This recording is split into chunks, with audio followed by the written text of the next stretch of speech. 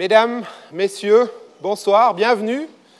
Bienvenue à cette première soirée, cette première conférence du Colloque Wright pour la science, dont c'est la 20e édition cette année. C'est un immense plaisir, vous imaginez bien, de vous retrouver si nombreux ce soir. Il y a 2 ans, l'édition a été un petit peu chahutée.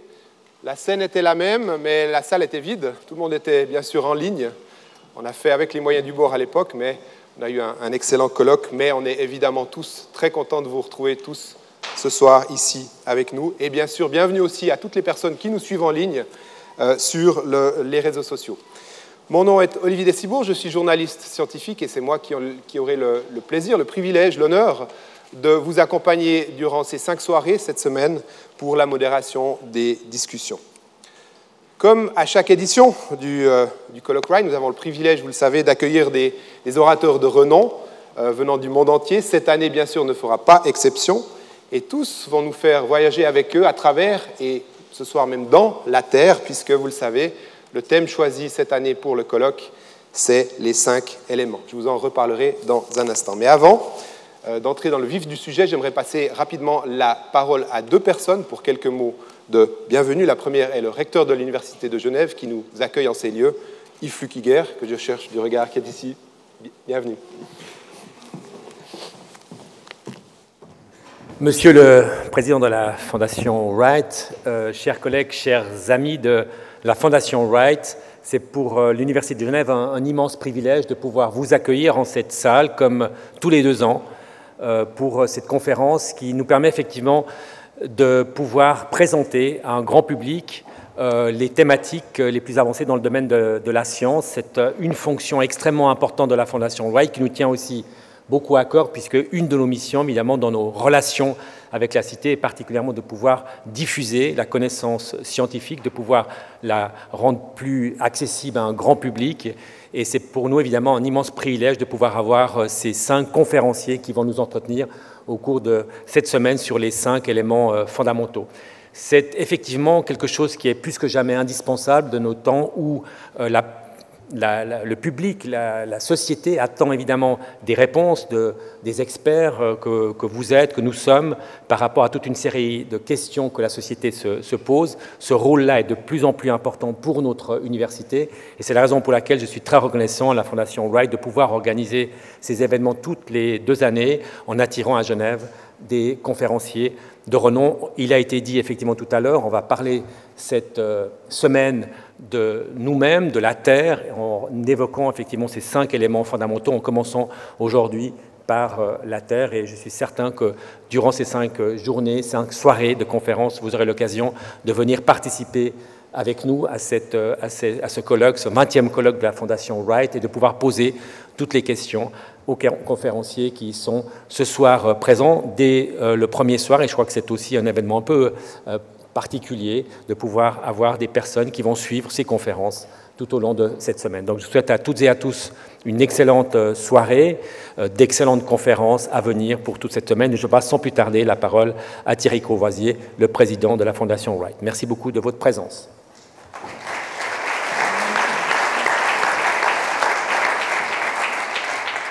Merci, bonsoir. C'est un plaisir de vous souhaiter la bienvenue pour ce énième colloque Wright. Alors, si le recteur dit que c'est le 20e, on va le croire. Il n'y a aucune raison de douter de ceci. Et on s'en réjouit beaucoup. Et on se réjouit de vous voir nombreux et de vous voir nombreux pendant toute cette semaine. Nous avions envie de parler de notre planète cette année. Pas tellement pour sensibiliser aux misères de notre climat et de la biodiversité. Tous ici sont bien conscients de ces enjeux, mais bien pour raconter quelques-uns des progrès réalisés ces dernières décennies dans la connaissance que nous avons de la Terre. Ces progrès sont multiples et importants. Ils sont apportés par des instruments de mesure sur Terre, sur mer et dans l'espace, et par les interprétations qui sont faites de ces mesures. En prendre connaissance fait partie de notre culture dans le meilleur sens du terme. Nous avons choisi 4 thèmes, chacun lié à un des éléments dits fondamentaux.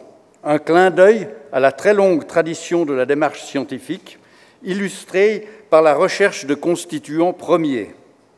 Une manière encore de constater qu'observer la nature est la manière de très loin la plus fructueuse que l'humanité ait trouvée pour répondre aux questions que notre environnement nous suggère. Nous savons maintenant que la matière n'est pas faite de mélange d'eau, de terre, de feu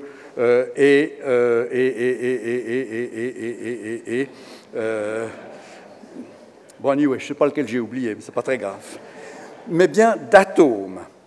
La démarche n'en a pas moins porté de multiples fruits au fil des siècles, et elle garde un côté poétique qui n'est pas pour nous déplaire.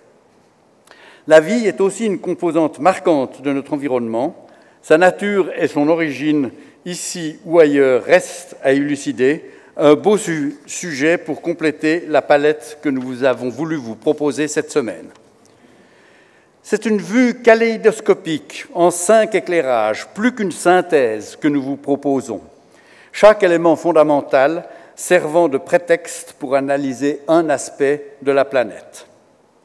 Merci donc à nos 5 orateurs de partager avec nous leur savoir. Nous leur sommes très reconnaissants d'avoir pris le temps nécessaire pour être avec nous cette semaine et pour préparer leur contribution.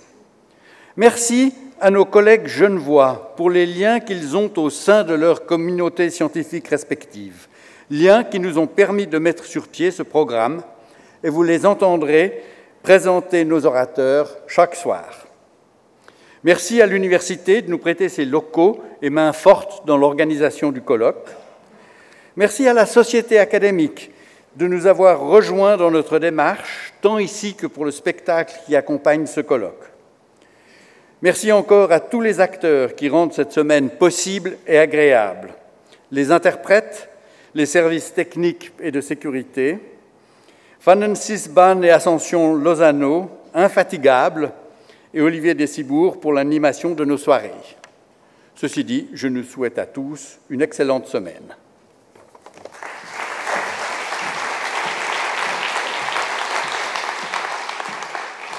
Merci, Monsieur le Recteur. Merci, Monsieur le Président de la Fondation Wright.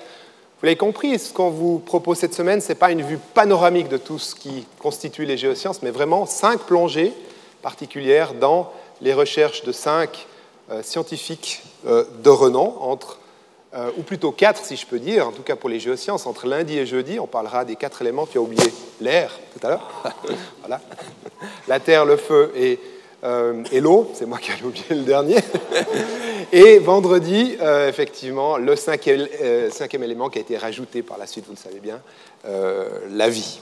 Cher à Luc Besson, qui en a fait un magnifique film il y a tout juste un quart de siècle.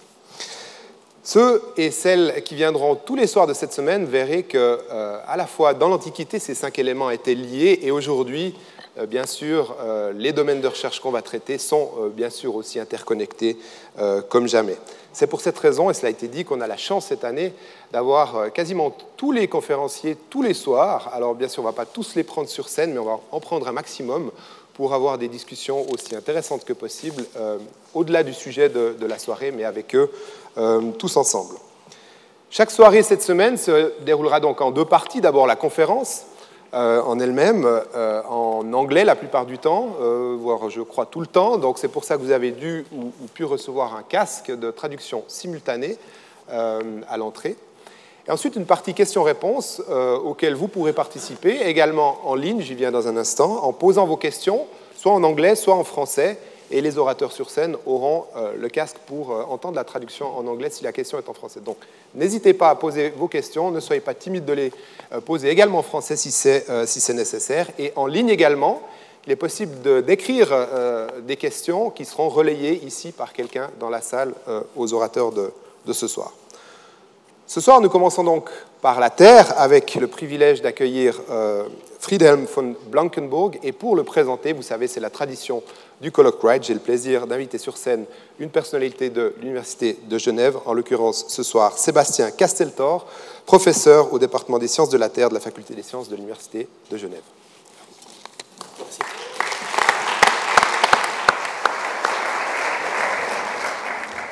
Merci Olivier. Bonsoir à toutes et à tous. Nous commençons donc ce soir avec la Terre, comme premier des 5 éléments de cette semaine Wright. Et j'ai donc l'honneur de vous présenter notre premier conférencier, Friedhelm von Blankenburg, qui dirige la section de géochimie de surface au prestigieux centre allemand de recherche en géosciences de Potsdam. Il est également professeur à l'Université libre de Berlin. Friedhelm est un géologue. Un géologue, c'est un scientifique dont l'objet d'étude principal est notre planète, la Terre. Comprendre son histoire, comprendre son fonctionnement dans le but d'en connaître les ressources, mais aussi d'anticiper les risques naturels que vous connaissez tous, comme ceux associés aux volcans, aux tremblements de terre et au climat. Friedhelm a cette particularité rare qu'il a au cours de sa carrière, en s'appuyant toujours sur des développements méthodologiques à la pointe du domaine de la géochimie isotopique, dont il va parler ce soir, et de la spectrométrie de masse, des termes techniques que j'espère il va vous faire comprendre, toujours produit des avancées scientifiques majeures qui ont vraiment bouleversé notre façon de penser dans plusieurs champs de recherche de la géologie. Je voudrais mentionner d'abord la découverte dans les Alpes, avec son collègue Hugh Davis, du phénomène de slab break-off, selon lequel toute une partie de la plaque tectonique lithosphérique européenne, donc la plaque sur laquelle nous sommes, qui plonge sous la plaque adriatique, donc l'Europe plonge sous la plaque adriatique, cette plaque se serait déchirée et détachée dans le manteau qui est sous elle. Et par un effet de rebond et de remontée du manteau, il a pu montrer que les magmas granitiques qui sont au centre de l'orogène alpin sont d'origine mantélique. Donc la plaque tectonique sur laquelle nous sommes, qui semble si solide, en fait peut parfois se déchirer en tombant dans le manteau. Donc ça, c'est quelque chose qui a changé aussi notre vision du monde. Depuis plus d'une décennie, il est pionnier et leader dans l'utilisation des isotopes cosmogéniques. Ce sont ces atomes qui possèdent un nombre particulier de neutrons et qui sont créés par le bombardement cosmique de haute énergie qui vient impacter notre planète.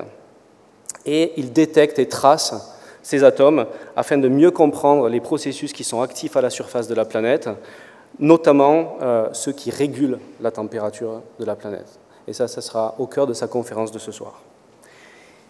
En 2009, il a été nommé membre de l'Académie allemande des sciences. En 2010, il a reçu la prestigieuse médaille Ralph Alger-Bagnol de l'Union européenne des géosciences. En 2015, nommé membre de l'Académie des sciences et des humanités de Berlin-Brandebourg. En 2016, membre de la Société de géochimie européenne. Et en 2018, membre de l'Union géophysique américaine. Je citerai aussi le fait qu'il a reçu cette année une prestigieuse bourse ERC Advanced pour son projet sur les effets de l'altération et de la végétation sur les basaltes et les carbonates, un lien très fort avec les thématiques de capture du CO2. Finalement, au cours de sa carrière, le professeur von Blankenburg a occupé des postes de recherche à la fois à Cambridge et à Oxford. Il a été nommé professeur de géochimie à l'université de Hanovre avant de prendre son poste actuel au GFZ de Potsdam en 2008. Mais c'est ici en Suisse qu'il a débuté, avec un doctorat à l'ETH de Zurich et une position comme enseignant-chercheur à l'université de Berne de 1997 à 2001. Et malgré la grande affection qu'il porte à la Suisse allemande de ses débuts et à la façon originale dont on y prononce les K et les R, Friedhelm est très heureux de se trouver ce soir invité de l'autre côté du Röstigraben, où nous sommes également très heureux de l'accueillir pour ouvrir ce colloque Wright. Donc je l'invite pour sa conférence. Merci.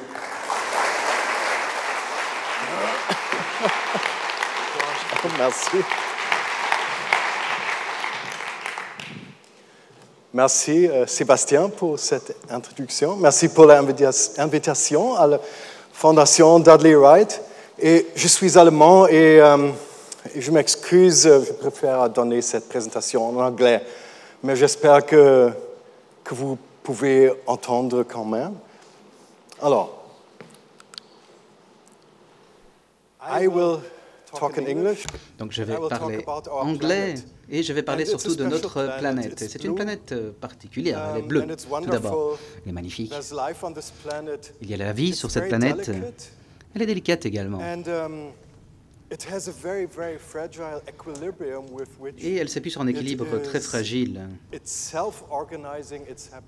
qui permet l'habitabilité elle-même de son territoire. Alors, c'est de ça que je vais vous parler, c'est de cet équilibre, comment il arrive, comment il est mis en place.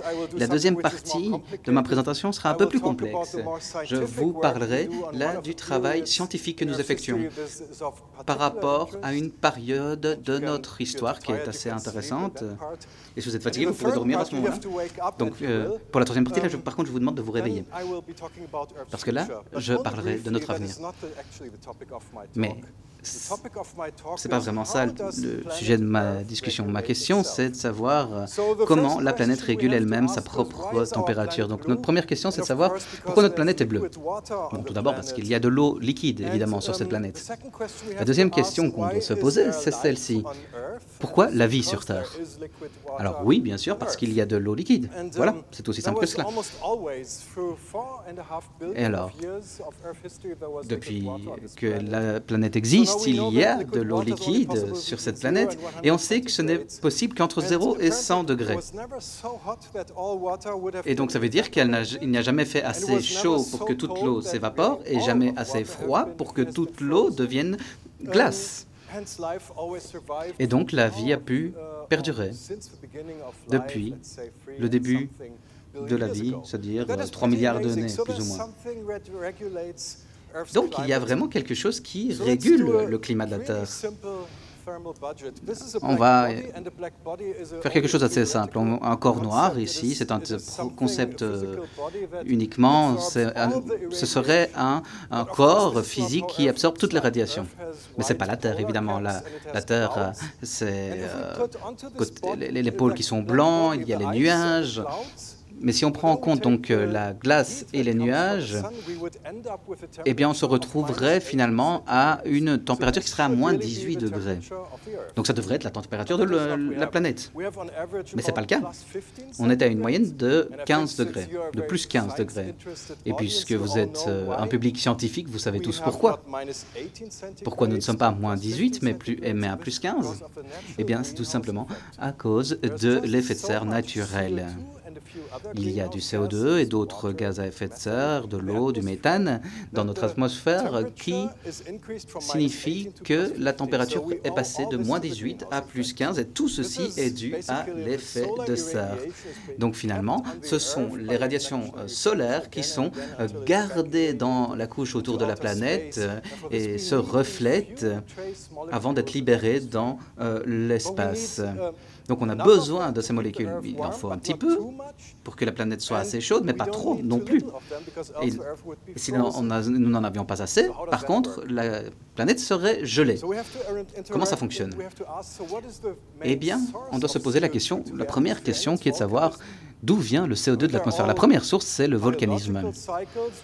Dans tous les cycles biologiques que vous connaissez, dont vous entendez parler, on parle des carburants fossiles, mais moi je ne vous parle pas de ça. Moi je vous parle de l'histoire de la Terre. Dans l'histoire de la Terre, la seule source de CO2, c'était le volcanisme. Donc de l'intérieur de la planète, on avait ce magma et puis ces explosions.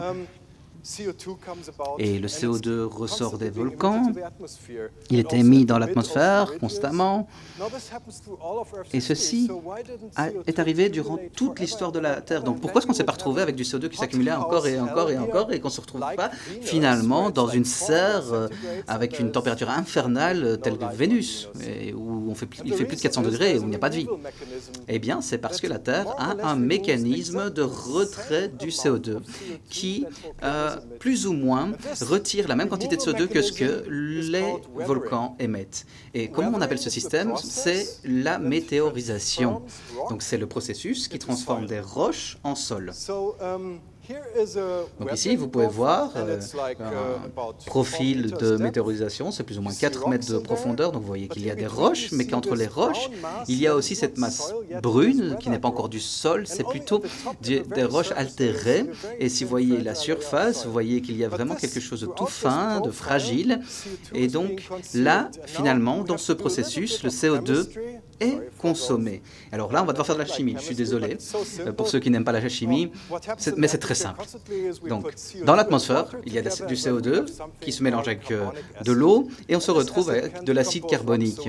Cet acide carbonique décompose les roches et donc si on en met sur des minéraux, par exemple sur de l'oxyde de calcium, on met de l'acide carbonique et ceci nous donne du calcium, du biocarbonate et de l'oxyde de silicate. Et donc là, on a consommé le CO2 avec cette réaction.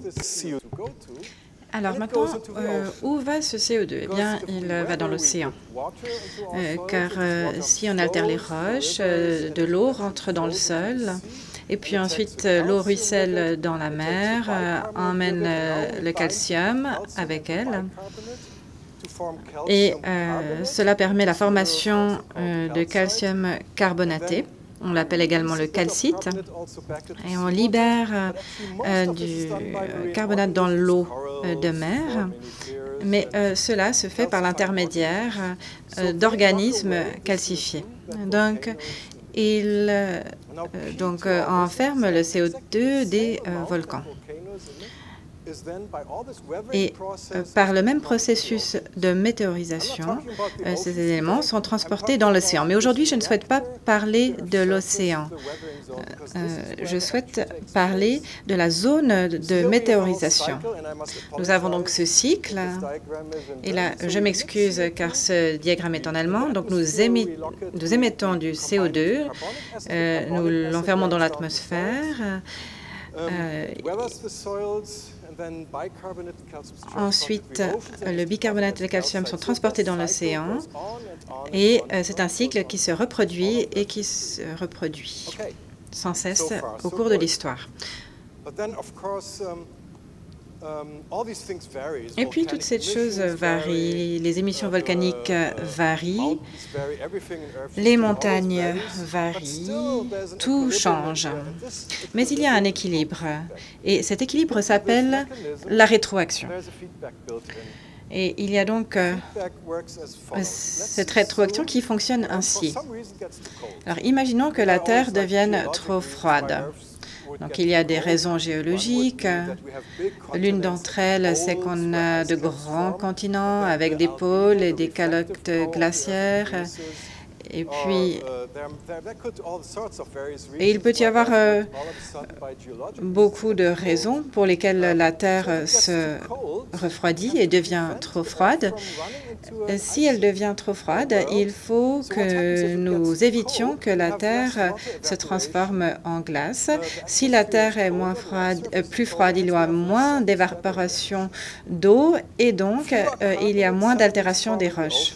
Il y a moins de sédiments carbonatés qui se forment dans l'océan et le CO2. Donc, les volcans continuent à émettre du CO2 et le CO2 s'accumule dans l'atmosphère et la Terre se réchauffe. Et là, on a l'effet de serre. Donc, c'est ça, la rétroaction. La Terre se refroidit et puis il y a un rééquilibre et la Terre se réchauffe. C'est comme un frigo, si vous voulez. On peut faire les choses dans le sens inverse. Si la Terre devient trop chaude, si les volcans décident d'émettre plus de CO2, à ce moment-là, si la Terre est trop chaude, donc on a plus d'eau, on a plus de chaleur, plus sédiments de carbone, moins de CO2 dans l'atmosphère et l'effet de serre est plus faible. Donc, c'est ça, l'effet de rétroaction qui gouverne la Terre depuis des milliards d'années. Je pourrais terminer ma présentation maintenant. Voilà, c'était là les éléments de base. Mais en fait, ces processus prennent des centaines de millions d'années pour avoir lieu. Alors, comment éprouver cette théorie de la rétroaction? Les géologues, donc, pour ce faire, se tournent vers l'histoire et reconstruisent le climat passé. Donc, il y a deux manières d'éprouver la rétroaction. On se tourne vers le passé ou alors on utilise des programmes informatiques qui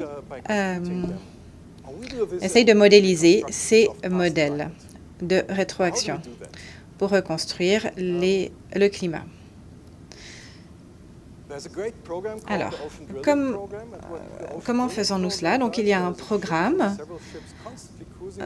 pour lequel plusieurs bateaux sont dans l'océan et donc puisent dans l'eau, dans les fonds marins où il y a beaucoup de sédiments. Les sédiments sont composés de coquilles de calcite. Ce sont des petits organismes qui forment donc ces coquilles et qui sont là sur les fonds marins. Et il y a une couche de séminants. Donc, le bateau fort. Et puis, les géologues sont très doués pour reconstruire les différents âges, différents intervalles, et puis ensuite ils font des mesures. Alors, qu'est-ce qu'ils mesurent? La composition de l'eau de mer a varié au fil du temps, car la météorisation varie au fil du temps et parce que le climat change. Donc, l'eau de mer, la chimie de l'eau de mer se modifie au cours du temps. Alors, pour reconstruire le climat passé de la Terre à partir des sédiments, c'est comme cela que l'on fait. Donc, ces petites coquilles sont composées d'eau de mer. Donc, on utilise des isotopes indicateurs.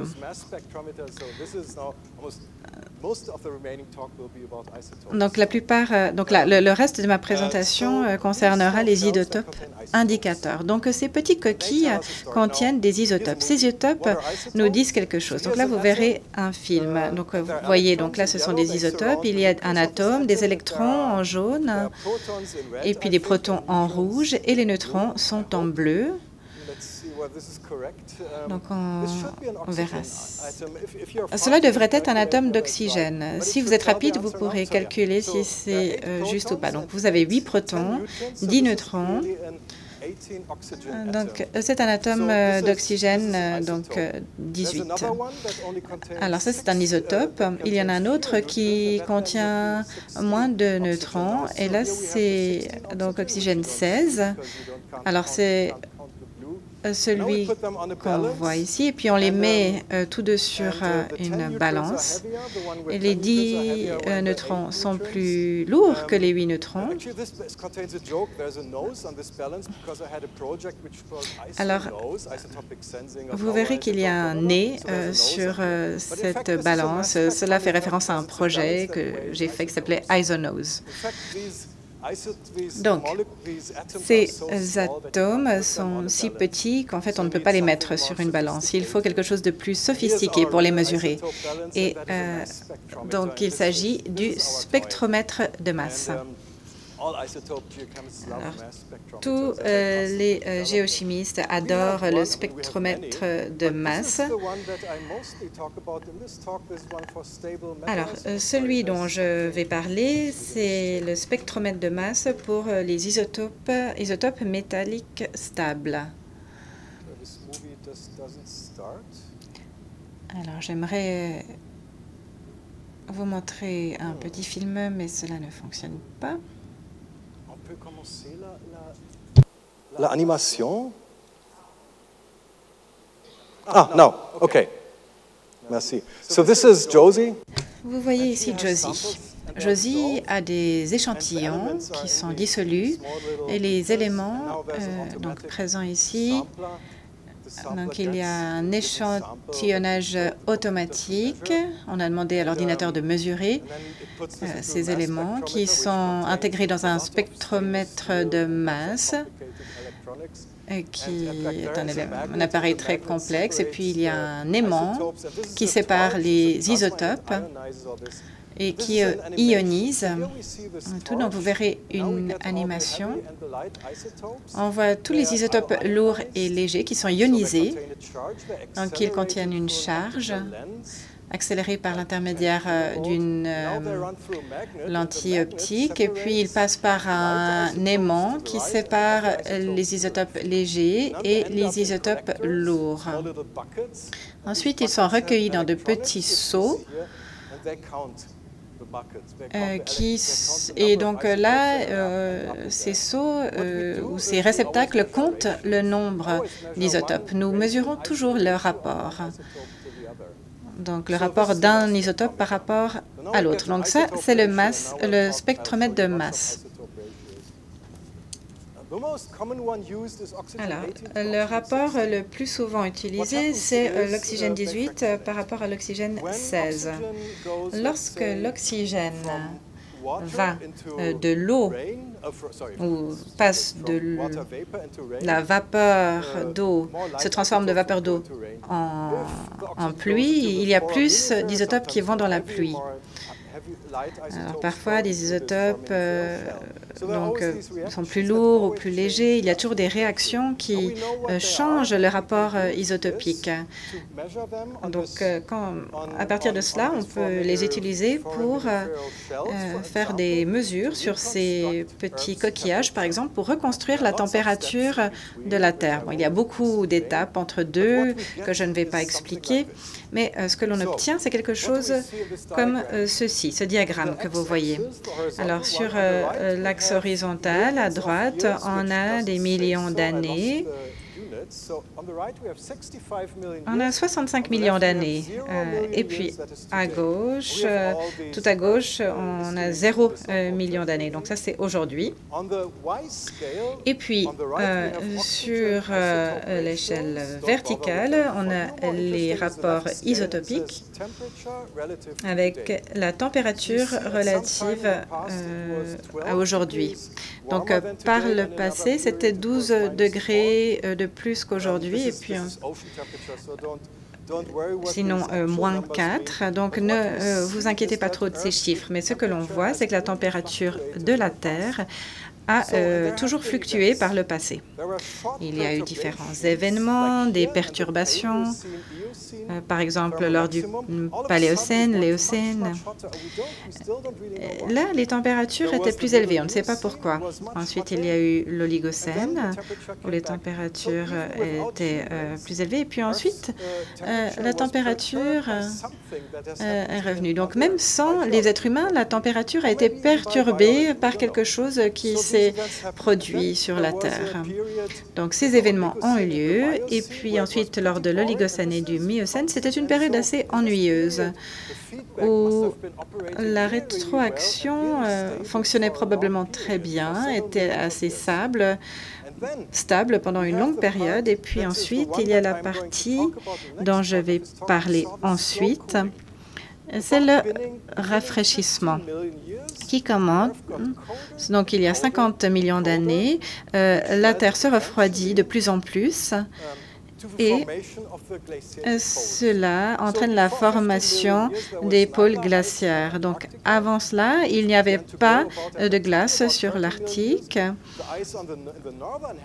Dans l'hémisphère nord, la glace a commencé à apparaître il y a 2,5 millions d'années. Donc, tout d'un coup, la Terre s'est refroidie. Le thermostat n'a donc jamais été constant.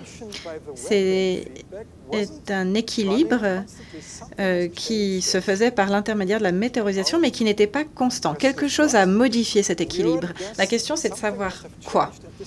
Donc, quelque chose a dû changer, et il s'agissait de la concentration du CO2 dans l'atmosphère. Car le CO2 a le pouvoir de réchauffer l'atmosphère. Et actuellement, on a des moyens, depuis 10 à 15 ans, de reconstruire de manière fiable le CO2 donc, dans notre histoire, et on mesure les isotopes stables du bore 11 et bore 10. Et donc, ces mêmes coquillages que l'on a utilisés pour reconstituer l'oxygène nous permettent de voir le CO2 sur l'échelle de droite. donc les niveaux pré-anthropogènes. Donc, la concentration du CO2 dans l'atmosphère avant l'intervention humaine. Et on voit que pendant de nombreuses périodes, donc entre 400 et 50 millions d'années, la Terre était plus chaude qu'aujourd'hui. Et puis maintenant, on passe à la période plus stable. Donc, il y a environ 25 millions d'années. Donc, on savait que la température était stable, plus froide. Et le CO2 a également diminué pendant cette période. Et puis, on passe à aujourd'hui. Donc, ce sont des données qui viennent donc du Groenland, de l'Arctique, la calotte glaciaire, et on voit donc que le CO2 était encore plus bas. Et puis, dans la partie gauche de ce diagramme, on voit que les 10 000 dernières années ont été très stables et ont mené au développement de notre société moderne. Donc, le CO2 a diminué et la Terre s'est refroidie. Donc, la rétroaction est entraînée par le CO2. Mais maintenant, la question qui se pose, c'est de savoir pourquoi le CO2 se modifie. Pourquoi est-ce que le thermostat change et pourquoi la concentration du CO2 s'affaiblit, se réduit, en particulier au cours des 15 derniers millions d'années. Donc, je vais parler des derniers 15 millions d'années. Souvenez-vous, donc, la Terre s'est refroidie, on avait moins de CO2. Donc, il y a 3 hypothèses. Je ne vais pas parler de toutes ces hypothèses, car cela serait beaucoup trop long, mais l'hypothèse 1, c'est qu'il y avait moins d'émissions volcaniques. Alors, souvenez-vous qu'on a un équilibre, une balance entre les flux.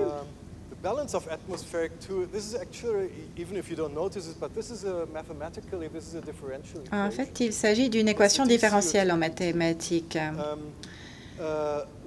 des CO2 dt. Nous avons des émissions volcaniques qui mettent le CO2 dans l'atmosphère et puis on a la météorisation qui aspire le CO2 de l'atmosphère. Et puis on a un thermostat tout à fait stable.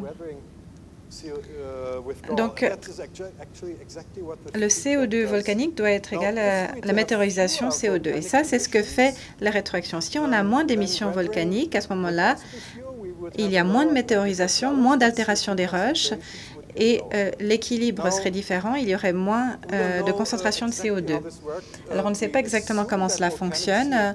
On pense que les émissions de CO2 sont produites par la subduction des plaques tectoniques. Donc, au milieu de l'océan, on a vu ça sur l'image. Donc, il y a des volcans, mais si il y a subduction, donc on a tous ces beaux volcans dans les Andes, autour donc du Pacifique, dans l'anneau de feu. S'il y a plus de subduction, on a plus de volcanisme et donc plus d'émissions de CO2. Donc ça, c'est une hypothèse. Vous voyez l'image ici devant vous. Si on augmente la diffusion et le volcanisme, eh bien, il se peut qu'on ait plus de CO2 produit par le volcanisme. Mais le problème, c'est qu'on ne sait pas exactement quand les choses se sont produites. L'hypothèse, c'est que ces taux étaient assez constants au cours des dernières 15 millions d'années, mais 2 documents récents sont contradictoires.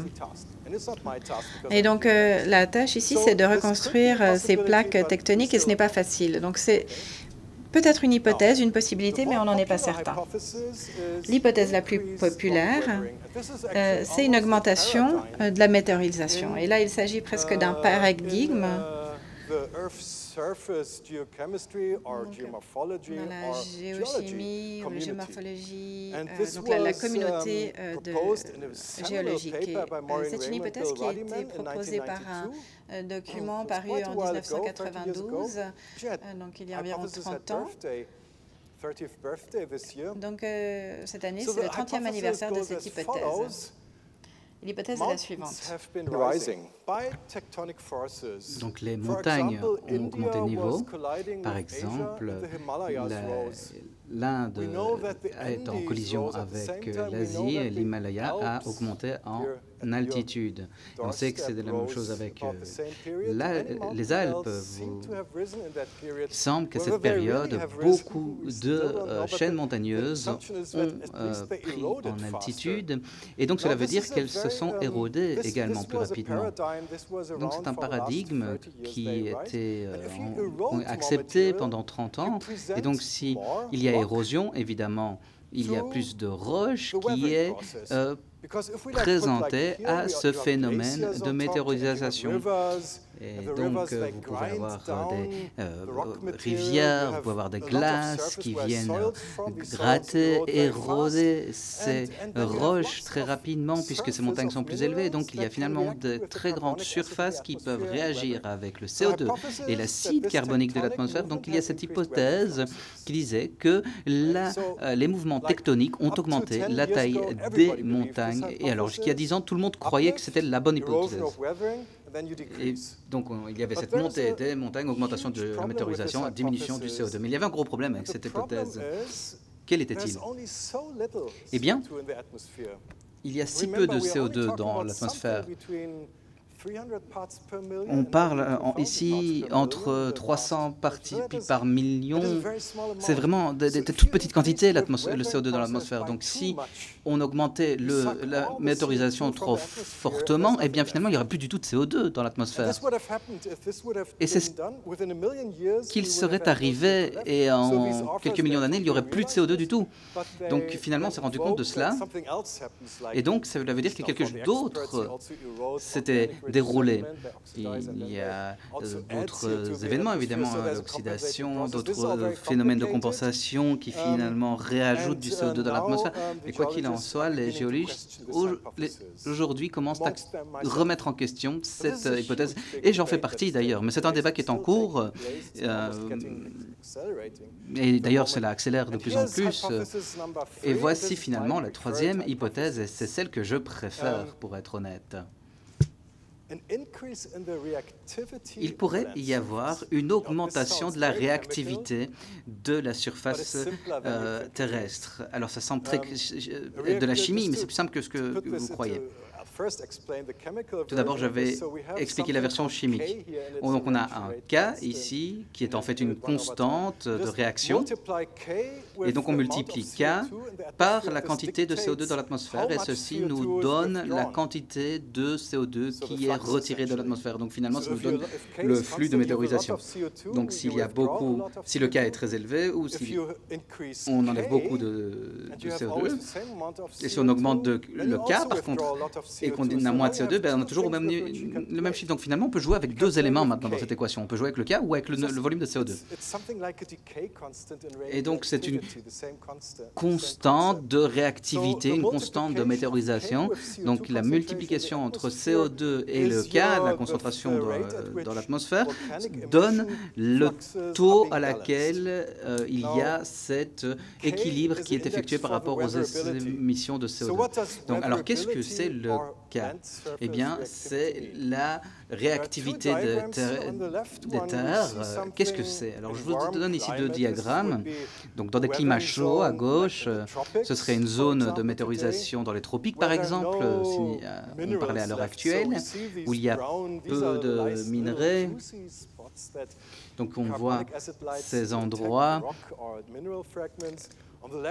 Et à droite, ils sont tous partis.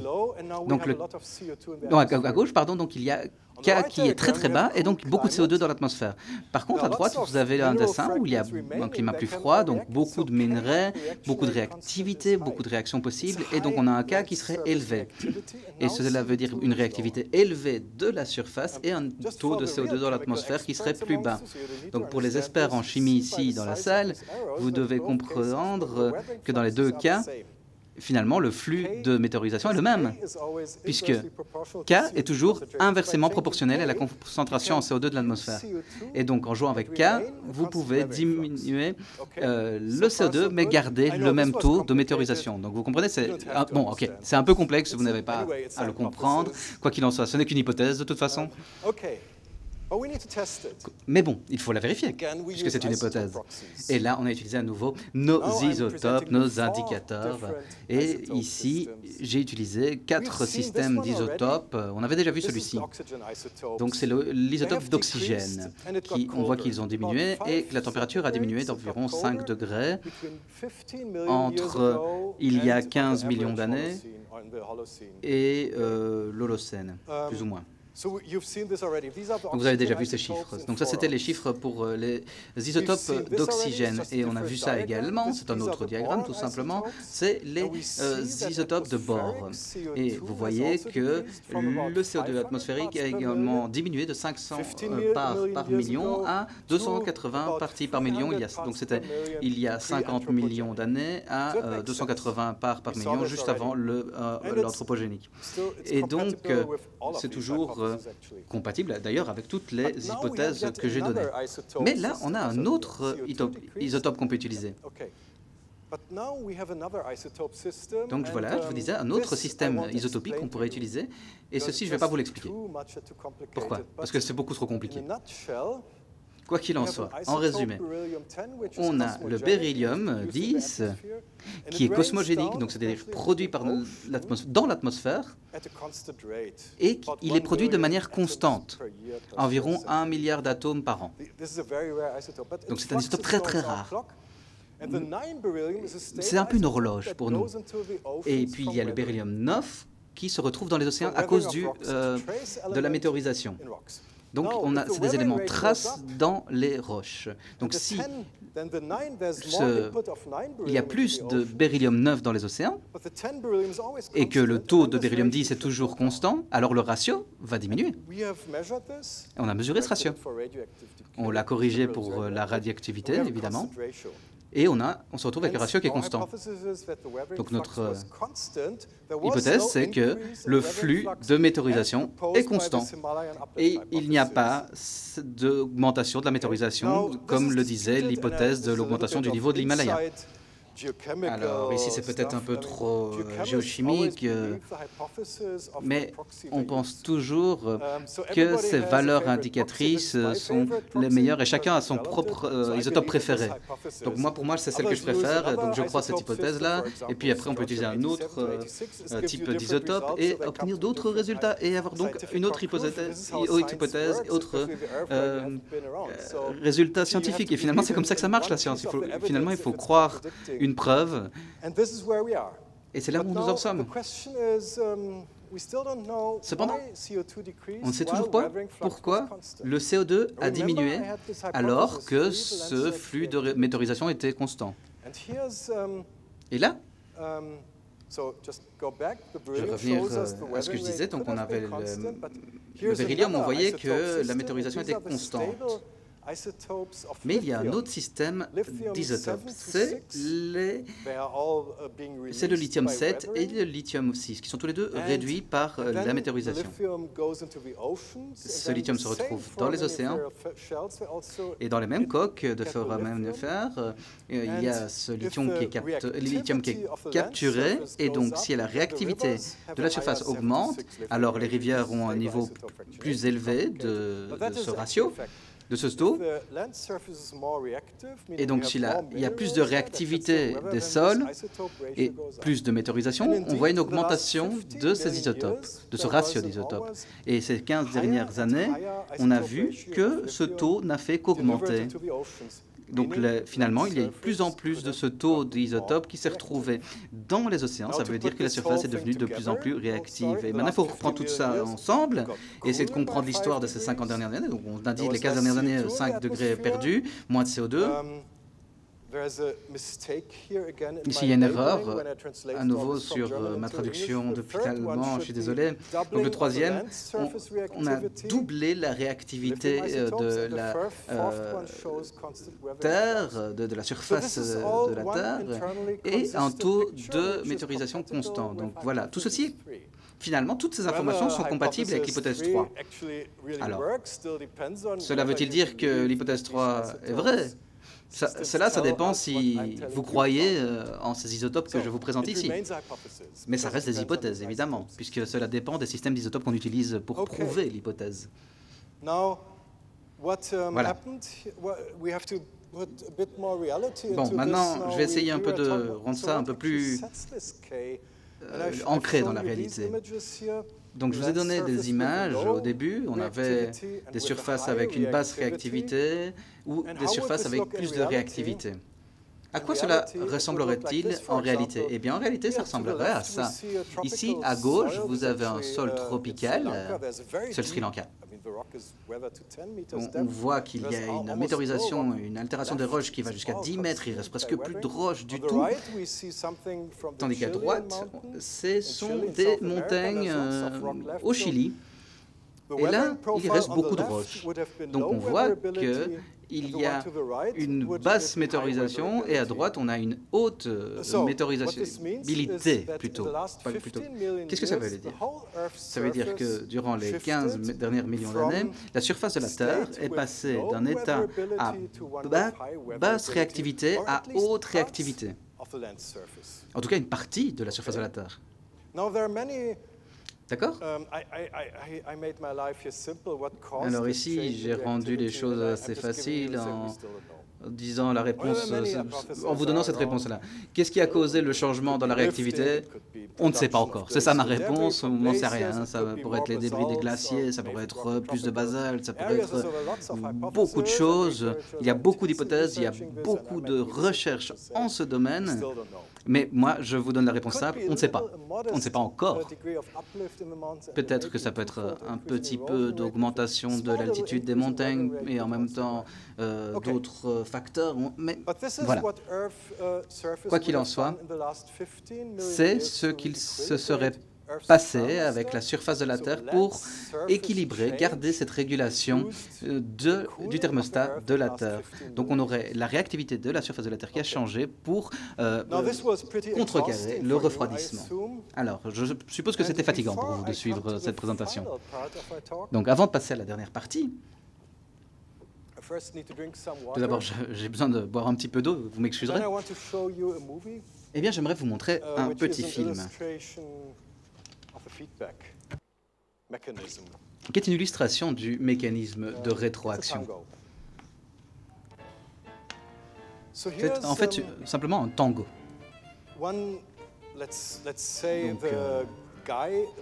L'homme, ici, serait la Terre solide et la femme, l'atmosphère. Ils sont dans un équilibre, ils dansent en rythme, avec harmonie. Ils coïncident dans leurs mouvements. C'est une danse de l'équilibre. Donc la rétroaction fonctionne, est stable. Ils s'influencent l'un l'autre. Et puis, tout d'un coup, un changement, une perturbation. Ça pourrait être un tremblement de terre, une éruption volcanique, un glissement de terre, un mouvement de plaques tectoniques. Donc, que se passe-t-il? Tout d'un coup, la femme, le tiers, l'atmosphère, ramène la Terre vers l'équilibre. Et ils peuvent à nouveau danser dans cet équilibre, le même équilibre que celui d'avant. Et c'est ça le phénomène de rétroaction. Et ceux qui dansent le savent peut-être. Vraiment, on s'entraîne dans ce mouvement. Alors, après ce petit moment de divertissement, je vais revenir à la partie maintenant déprimante de ma présentation. Alors, j'espère que ce ne sera pas vraiment uniquement ce que vous retiendrez. J'espère que vous vous rappellerez également de cette magnifique façon dont la planète s'autorégule qui a permis l'habitabilité. Malgré des changements géologiques, la Terre a toujours gardé cette habitabilité de manière agréable et la Terre est toujours restée bleue et magnifique. Et puis, les êtres humains sont arrivés et ont industrialisé la planète. Il convient d'en parler parce que c'est essentiel.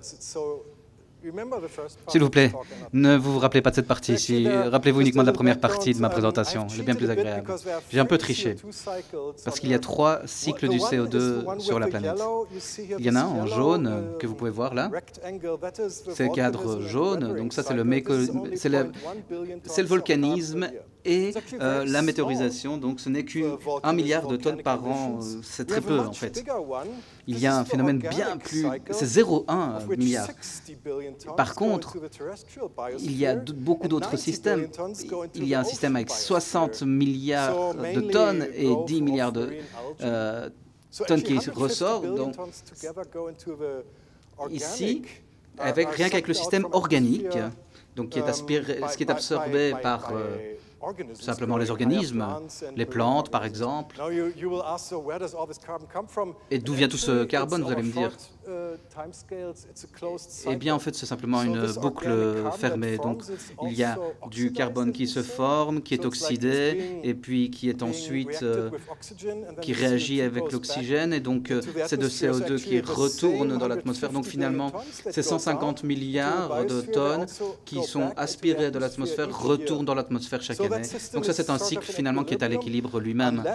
Donc, le système organique, et en plus, nous parlons parfois, c'est vrai, des moments où il y a eu beaucoup de dépôts sédimentaires et cela a créé, par exemple, le gaz et le charbon. Mais voilà, on a vu qu'il y avait un équilibre pendant très longtemps. Et puis, il y a le cycle inorganique qui est très faible, c'est celui dont on vous a parlé, mais c'est finalement celui qui permet de gérer la température à long terme, puisque les autres ne sont que des cycles qui sont à l'équilibre et qui n'ont aucun impact. Donc le seul qui a vraiment d'impact, c'est celui inorganique. Et puis il en reste un autre, dont on n'a pas parlé, et qui date des années 1900-1950 particulièrement. C'est-à-dire que les êtres humains rajoutent 10 milliards de tonnes de carbone dans l'atmosphère chaque année. C'est pas mal. Quand on pense que le cycle c'est 100 fois le cycle volcanique météorisation. Donc c'est un cycle énorme. Et finalement, notre biosphère absorbe une partie de cela, mais pas tout malheureusement. Comme on le sait tous, une grande partie, 10 à 20%, s'accumule dans l'atmosphère. Et donc, on se retrouve finalement à avoir des émissions anthropogéniques qui sont énormes quand on compare à tous les flux naturels. Et si on observe ce diagramme, et vous l'avez déjà vu, j'en suis certain, donc on avait vu que c'est des échelles très différentes pour chaque époque, donc c'est un peu particulier. Mais on est passé en fait de 2000 parties par million de CO2 à 1000 il y a 50 millions d'années, puis on est passé à 500 il y a 15 millions d'années, et puis on est finalement arrivé aux chiffres qu'on avait. Et puis vous voyez la fin, là, regardez ça. Et là, finalement, on a les concentrations qui nous viennient des chiffres du GIEC. Et donc, c'est tous les différents mécanismes d'émission. Et si on ne résout pas nos problèmes, on va se retrouver à 2000 parties par million, une concentration qu'on n'a plus observée depuis 100 milliards d'années. Donc là, pour le moment, on est sur l'hypothèse 4.5. Donc on arriverait à ce chiffre de 1000. Et ce seraient des chiffres qu'on n'a plus vus depuis 25 millions d'années. Il faut vraiment, là, reprendre les choses en main pour avoir une trajectoire qui diminue, celle qu'on voit en bleu, là. Alors, là, malheureusement, on n'a pas l'impression que ça va arriver. Et là, c'est ma dernière diapositive un peu scientifique. Pour en revenir à la première partie de ma présentation, les scientifiques du climat ont effectué cette étude en utilisant des ordinateurs. Donc, ils ont pris l'hypothèse qu'on brûle tous les carburants fossiles qu'on possède et qu'on met tout ça dans l'atmosphère. Et on se retrouverait à 1000 ou ppm, plus ou moins. Eh bien, il faudrait 300 ans pour l'absorber. Parce que c'est vraiment la question, c'est de savoir, il y a tous ces systèmes de rétroaction qui sont là pour récupérer, retirer le CO2 de l'atmosphère. Et donc on a appris avec cette étude qu'il faudrait environ 300 ans grâce à l'absorption dans l'eau de mer, et on se retrouverait plus ou moins au chiffre de 700 ppm après 300 ans, et puis il y aurait les réactions avec les carbones de calcium, et finalement on arriverait à 500 ppm, et finalement le cycle de météorisation grâce aux roches silicates dont je vous parle depuis longtemps va enfin agir, mais vous savez, c'est 0,1 milliard de tonnes par an, donc cela prendrait 400 000 ans à ce système pour ramener le taux de CO2 au niveau où il était avant l'époque industrielle, avant l'époque anthropogénique. Pour moi, c'est choquant. On n'en a jamais entendu parler de nos perturbations.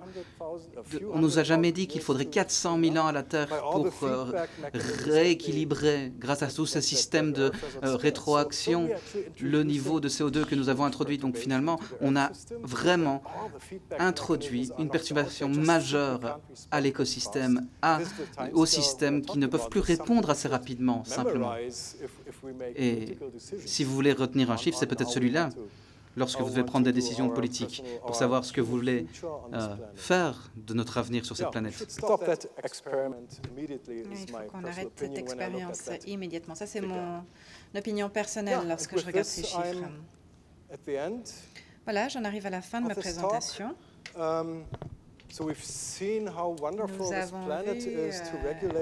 à quel point notre planète est merveilleuse pour réguler, donc pour se réguler avec le mécanisme de rétroaction. C'est un objet d'étude fantastique pour nous, géochimistes, géoscientifiques.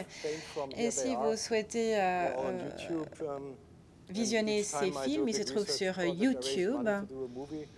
À chaque fois que je fais un projet, j'essaye d'obtenir de l'argent pour faire un film. Et puis voilà, vous pouvez les trouver ici et les télécharger. Merci beaucoup pour votre attention.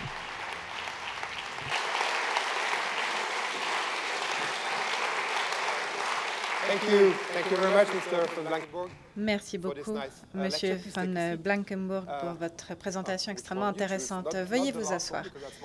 Alors, choisissez la chaise qui vous convient.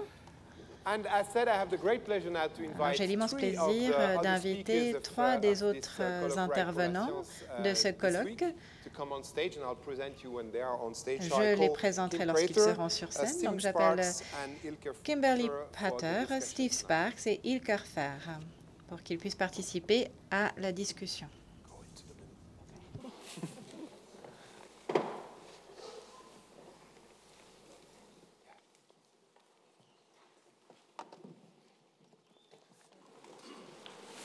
Donc, comme je vous l'ai dit tout à l'heure, n'hésitez pas aussi à poser vos questions en français. Tous les orateurs ont un casque et pourront entendre la traduction en anglais. So I'll switch back now to English. Je repasse à l'anglais. Je vais passer une question à M. Van Blankenburg et puis aux autres intervenants. Et puis ensuite, je vous passerai la parole à vous, le public. Donc, n'hésitez pas à poser des questions. Première question à vous, M. Van Blankenburg. Alors, si je résume, on a 2 processus. L'un, ce sont les volcans. On en parlera dans une seconde. Et le deuxième, c'est la météorisation qui permet de garder ce thermostat en équilibre. Et dans ce grand article que je vous recommande à tous, si vous voulez en savoir davantage, il a été publié en français, en anglais et en allemand, car donc c'est ce journal qui s'appelle Pour la science en français, Scientific American en anglais et Spektrum der Wissenschaft en allemand. Et donc pour la science en français, comme je l'ai dit. Au mois d'avril de cette année, il a été publié en français. Vous avez parlé brièvement de Mars et de Vénus, mais pourquoi est-ce que nous avons ce processus de météorisation? Pourquoi est-ce qu'il n'a pas créé un équilibre similaire sur Mars, par exemple? Eh bien, il n'y a plus d'eau sur Mars. Enfin, en tout cas, en ce moment, il n'y a pas d'eau. Et il faut qu'il y ait de l'eau pour que ce processus fonctionne, car l'eau a disparu de Mars il y a longtemps, il y a 3 milliards d'années à peu près. Il n'y a plus d'eau et donc il n'y a plus de thermostat sur Mars. C'est la seule raison? Peut-être la distance avec le Soleil? La distance par rapport au Soleil joue peut-être un rôle. Et pas forcément, car même si la distance est longue avec le Soleil, donc il ferait plus froid et plus de CO2 s'accumulerait dans l'atmosphère. Il n'y a pas autant de météorisation, mais bon, la situation serait la même, même si les rayonnements solaires sont plus faibles. Et puis, ma deuxième question concerne ces 3 hypothèses. Vous êtes en faveur de l'hypothèse numéro 3. On entendra le volcanologue dans quelques secondes nous parler peut-être de la première hypothèse. En tout cas, quelles sont les implications? Pourquoi est-ce que c'est si important pour déterminer ce qui s'est passé, votre hypothèse? Quelles pourraient être les implications de cela? Eh bien, tout d'abord, il s'agit d'une question de science de base. C'est la curiosité. Nous sommes des scientifiques de la Terre. On veut comprendre pourquoi la Terre s'est refroidie. C'est la simple curiosité. Je pense que c'est la meilleure réponse que je puis vous donner. Si vous êtes géologue, et si vous êtes curieux, vous avez envie de savoir pourquoi tout d'un coup la Terre se refroidit et qu'on a des calottes glaciaires qui apparaissent. C'est de la curiosité, c'est tout. Et c'est pour cela que c'est important. Et cela nous permet d'en apprendre beaucoup sur le fonctionnement de la surface de la Terre et cela a des conséquences pour l'avenir. Nous y reviendrons. Je me tourne maintenant vers nos autres intervenants. Steve Sparks, demain vous nous parlerez des volcans. La première hypothèse concerne les volcans. Quelles sont vos réactions?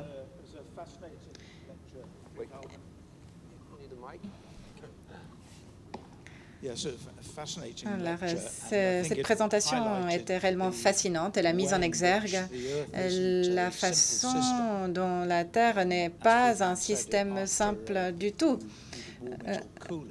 Après qu'on la refroidit ou qu'on la réchauffe, eh bien, l'ajustement peut prendre beaucoup de temps. Donc, cela peut prendre beaucoup de temps pour revenir à l'équilibre. Pour vous donner un exemple, à la fin du dernier âge glaciaire, il y a entre 20 et 10 000 ans, la fonte des calottes glaciaires, cela a créé davantage de volcanisme. Il y a beaucoup de matériel maintenant documentaire à ce sujet. Donc, plus d'éruptions. Et la raison pour laquelle cela s'est produit, c'est que l'intérieur de la Terre a changé et cela a créé davantage de dioxyde de carbone. Et donc, il y a eu un mécanisme de rétroaction. Les volcans ont créé davantage de CO2 et cela a fait que la période s'est réchauffée. Donc, ces cycles se reproduisent tout le temps. Et ce qui est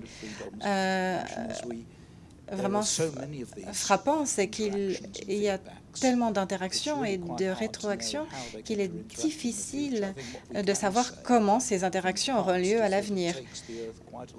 Mais ce que l'on peut dire, c'est, d'après ce qu'on a vu par le passé, c'est que cela prend pas mal de temps pour la Terre pour qu'elle se réajuste à un équilibre. Alors, Ilker Fer, vous allez nous parler jeudi des océans, donc les aérosols qui viennent de l'océan. Alors, la question que je souhaite vous poser à vous deux, comment est-ce que votre travail est lié à ce que nous a dit notre intervenant? Eh bien, moi, je pense beaucoup à la rétroaction, mais l'échelle de temps est bien plus brève pour mon étude. En tout cas, j'ai été fascinée par votre intervention. Moi, j'étudie également les réactions dans l'air et je me demande comment vous séparez. Donc, vous avez parlé du fait que la météorisation, du taux de météorisation augmente par un facteur de 2. Alors, pouvez-vous nous dire, est-ce que c'est parce qu'il y a plus de surface disponible? On sait que différents sols, différentes parties de la Terre sont plus réactives ou moins réactives. Est-ce que vous pouvez établir une distinction entre ces différentes parties? Est-ce qu'il y a davantage de sites réactifs? Alors, non, le taux de météorisation n'a pas augmenté.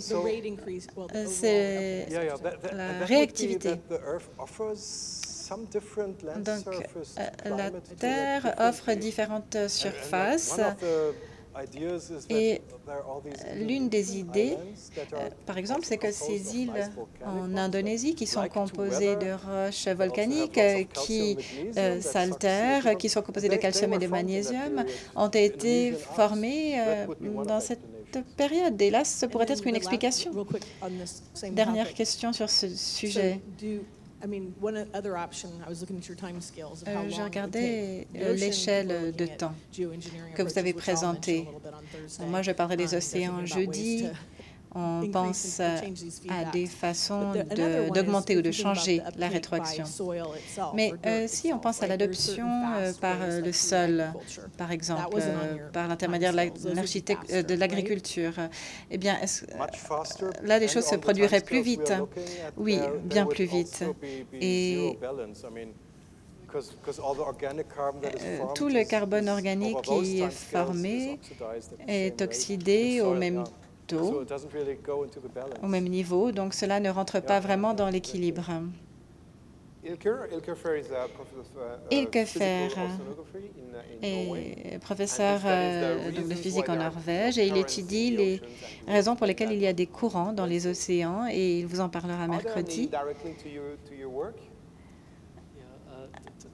Alors, quels sont les liens avec votre travail? Merci beaucoup pour votre intervention extrêmement intéressante.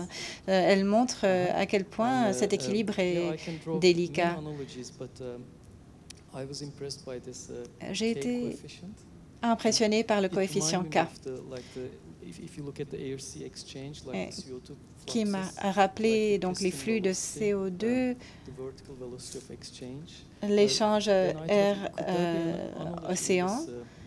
Est-ce qu'il pourrait y avoir une analogie donc, par rapport à ce coefficient? Et qu'est-ce qui détermine cela? Vous avez parlé de réactivité. Vous avez montré deux images. Sur l'une, il y avait bien plus de roches que sur l'autre. Il semble donc qu'il s'agisse là de la surface des roches.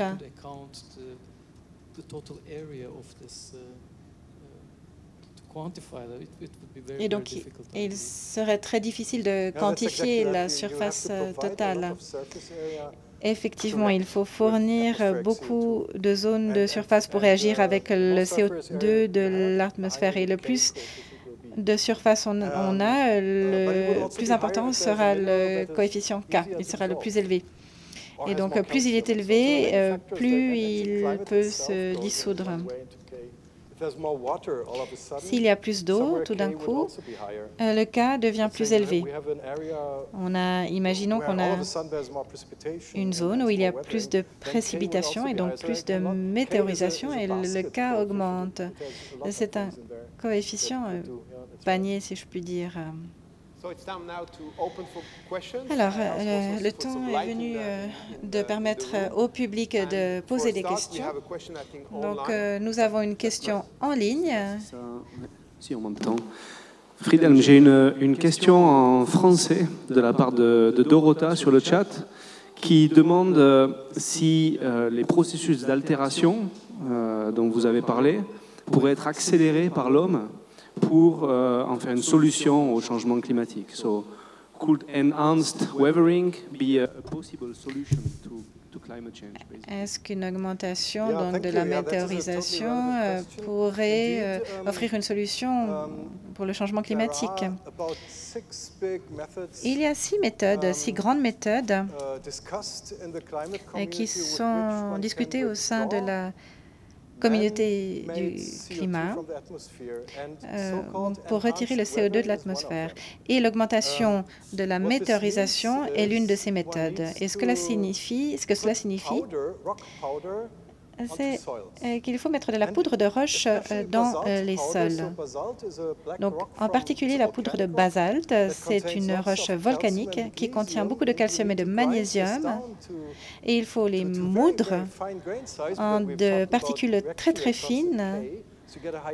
Donc, ensuite, on spray donc, ces particules très fines sur des terres où on fait de l'agriculture. On ajoute également un type d'engrais donc, qui permet la rétention de l'eau.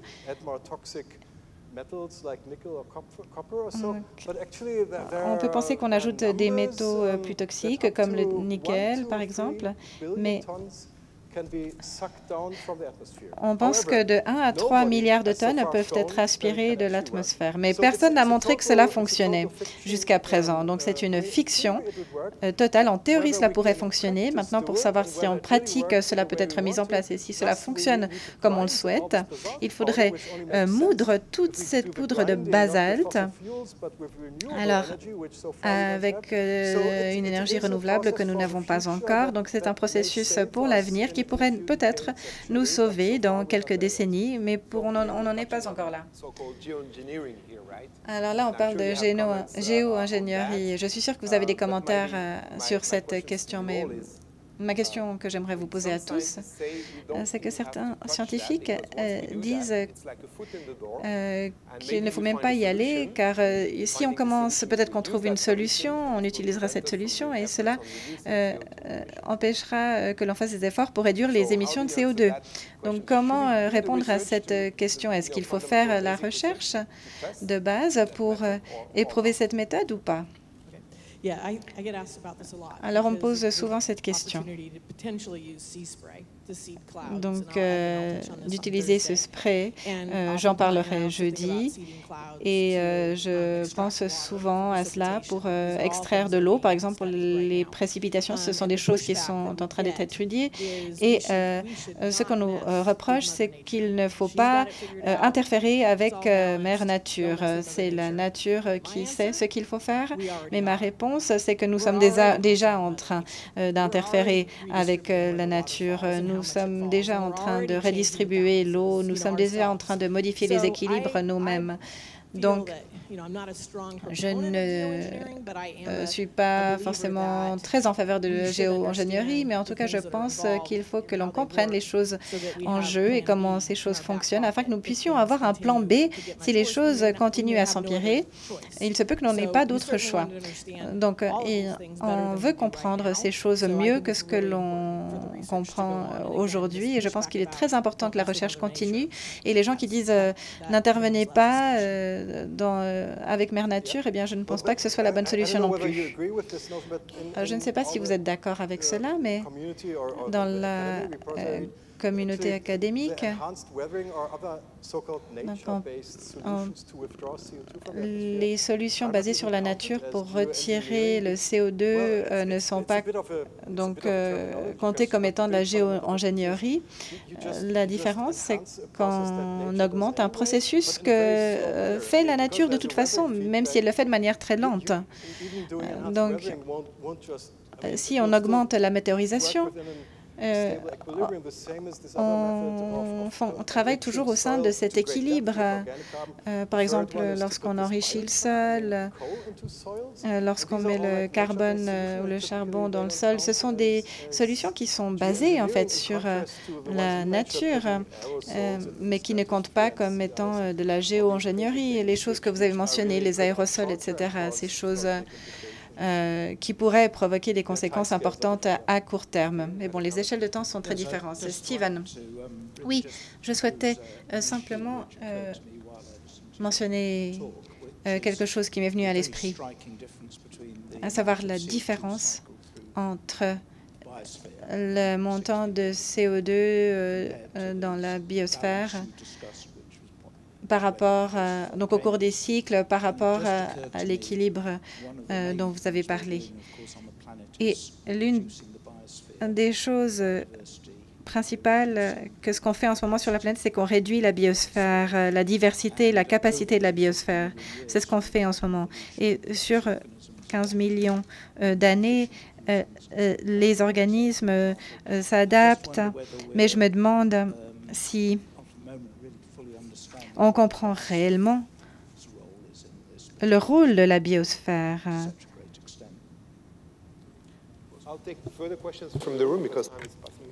Je vais prendre d'autres questions depuis la salle. Nous en avons une ici. Pourriez-nous amener le micro jusque-là?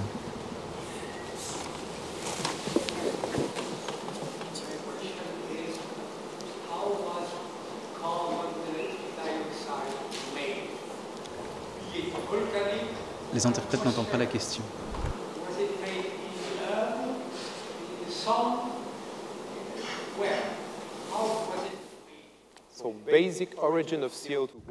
Donc, l'origine de base du CO2, d'où vient-il? Alors là, je pense que Steve Sparks sera bien meilleur que moi pour vous répondre à cette question. Alors, je n'en sais rien. Nous savons que le carbone est arrivé sur la Terre en partie grâce à des météorites qui sont arrivés sur la Terre. Et donc, la Terre a absorbé du carbone. Mais je pense qu'on ne comprend pas tout à fait, complètement en tout cas, l'origine du carbone. Une partie pourrait se trouver dans le noyau de la planète.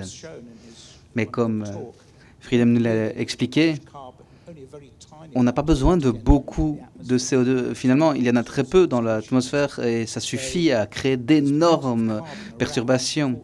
Il y a beaucoup de carbone, mais heureusement, la majorité de ce carbone est éliminée très rapidement. Mais le problème, c'est comme on l'a vu, c'est quand il y a des changements dans l'équilibre. C'est là que les répercussions s'observent. Y a-t-il d'autres questions? Pourrions-nous amener le micro?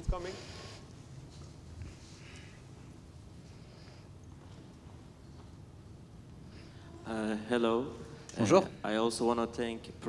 J'aimerais tout d'abord remercier Monsieur le professeur de cette très belle présentation. J'avais deux questions. Tout d'abord, vous avez dit que la surface de la planète était devenue plus réactive et que c'était l'hypothèse que vous souteniez, une augmentation de la réactivité de la surface terrestre. Mais pourriez-vous le prendre en compte en conjonction avec l'augmentation de l'altitude de l'Himalaya, par exemple? Peut-être que cela a amené plus de sol réactif à la surface qui n'aurait pas été là s'il n'y avait pas eu cette augmentation du niveau des montagnes.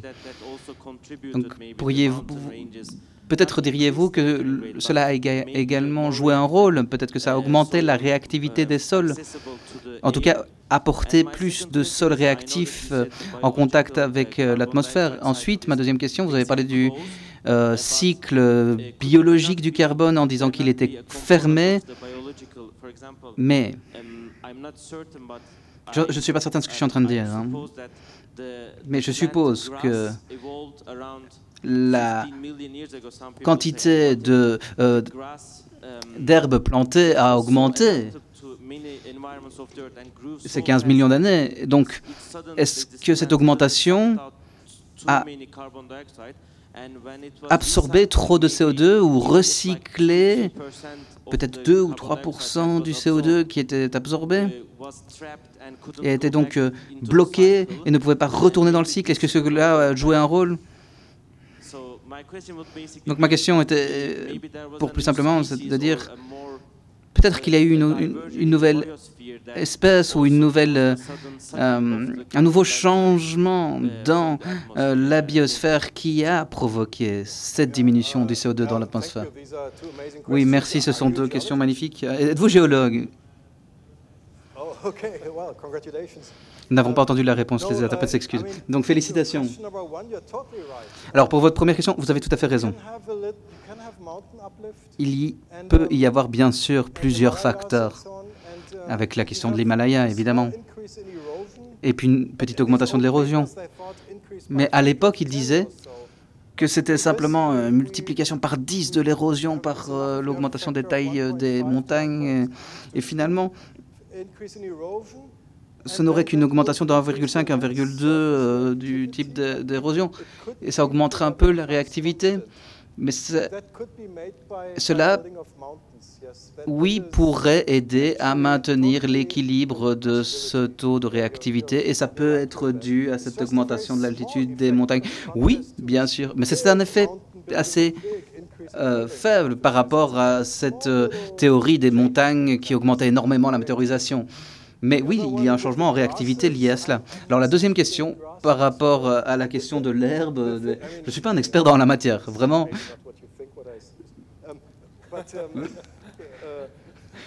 J'espère que vous n'avez pas mal compris ce que j'ai dit.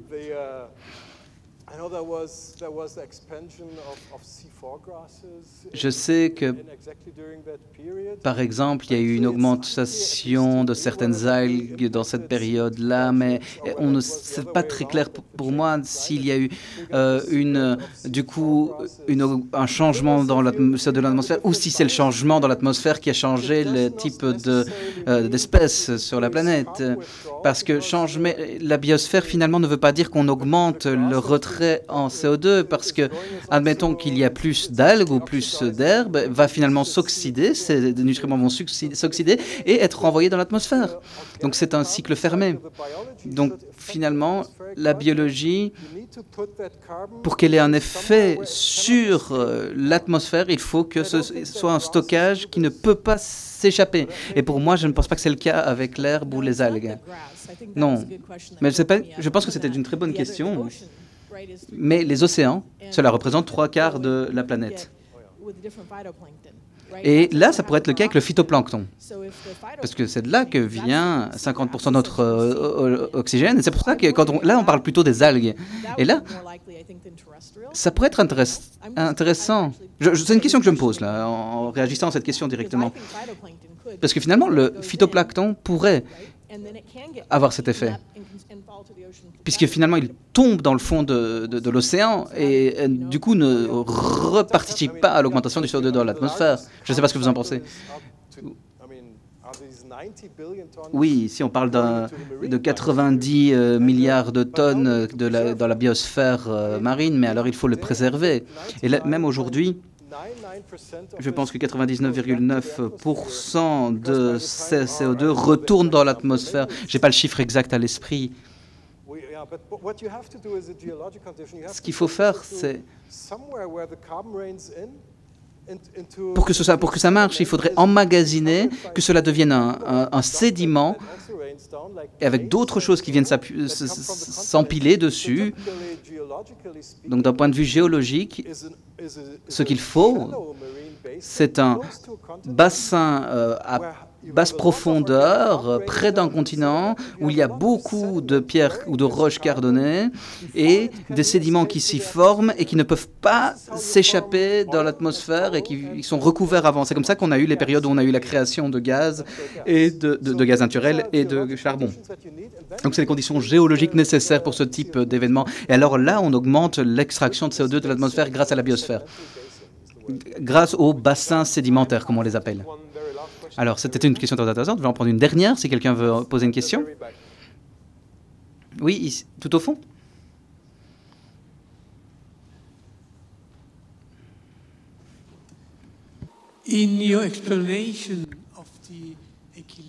Dans votre explication de l'équilibre, vous avez mentionné l'absorption du CO2 par les mers.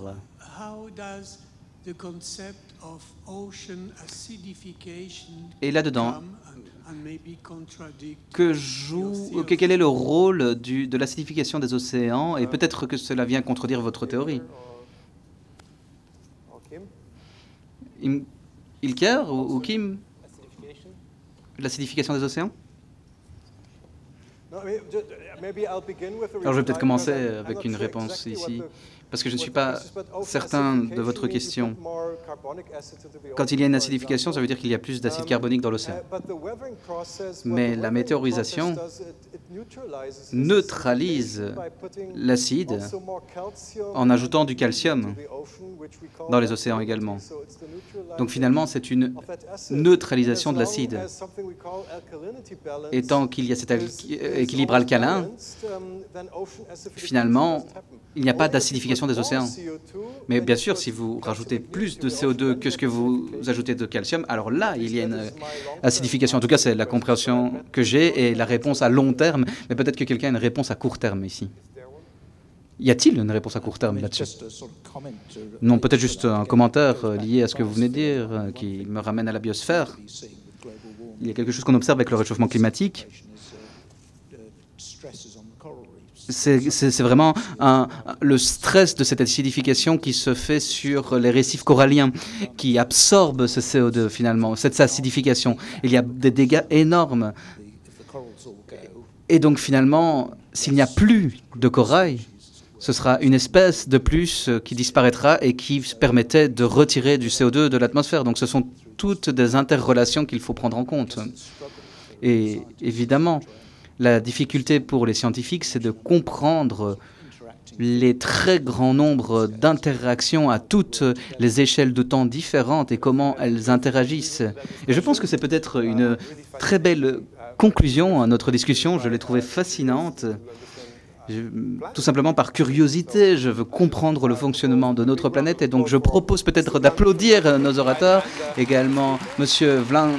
Blankenberg pour sa présentation. Voilà, cette discussion va se poursuivre dès demain soir avec la présentation de Stephen Sparks sur les volcans. Il me reste à vous dire quelques petites choses. D'abord, à remercier toute l'équipe de la Fondation Wright, Thierry Courvoisier, l'Université de Genève, Sébastien Casteltor, Fanen Sisban, toute l'équipe pour la préparation de cette soirée. Deux choses encore, chaque jour, vous le savez, des présentations sont faites juste avant le colloque par l'équipe du Sciencescope de l'Université de Genève, donc des exemples de vulgarisation scientifique de divers phénomènes liés aux thématiques de ce colloque, d'une part, et d'autre part, le fameux spectacle Son et Lumière, dont on devrait voir quelques images à l'instant. Donc tous les soirs, jusqu'au 20 novembre, si vous ne l'avez pas encore vu, allez le voir. Cette année, c'est au musée d'art et d'histoire, pas au Parc des Bastions, au musée d'art et d'histoire, tous les soirs à 18h30, 19h30, 20h30, ça dure 20 minutes, c'est gratuit, allez-y, ça vaut la peine et c'est magnifique. Donc je vous donne rendez-vous demain soir pour d'autres conférences, celle de Stephen Sparks ou plus tard cette semaine, et je vous souhaite une merveilleuse soirée. Merci, au revoir.